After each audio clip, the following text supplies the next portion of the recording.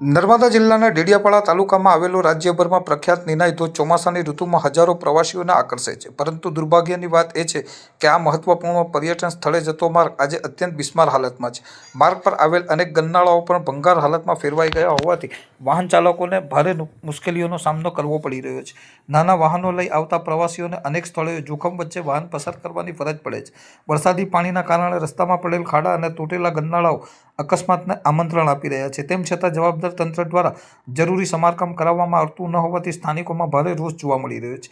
સરકાર એક તરફ નર્મદા જિલ્લાને પ્રવાસન ક્ષેત્રે વિકસાવવાની મોટી જાહેરાતો કરી છે, જ્યારે બીજી તરફ જિલ્લાના સૌથી લોકપ્રિય પર્યટન સ્થળોમાંના એક એવા નિનાઈ ધોધ સુધી પહોંચવાનો રસ્તો જ બિસ્માર હાલતમાં છે. વિકાસના દાવા અને જમીન પરની વાસ્તવિકતા વચ્ચેનો વિરોધાભાસ અહીં સ્પષ્ટ જોવા મળે છે. સ્થાનિકો અને પ્રવાસીઓએ તાત્કાલિક માર્ગનું સમારકામ, તૂટેલા ગરનાળાઓનું પુનઃનિર્માણ અને સુરક્ષિત વાહન વ્યવહાર માટે જરૂરી કામગીરી હાથ ધરવાની માંગ કરી છે. જો સમયસર કાર્યવાહી નહીં કરવામાં આવે તો પ્રવાસનને પણ મોટો ફટકો પડી શકે છે અને કોઈ ગંભીર અકસ્માત સર્જાય તો તેની સંપૂર્ણ જવાબદારી સંબંધિત તંત્રની રહેશે.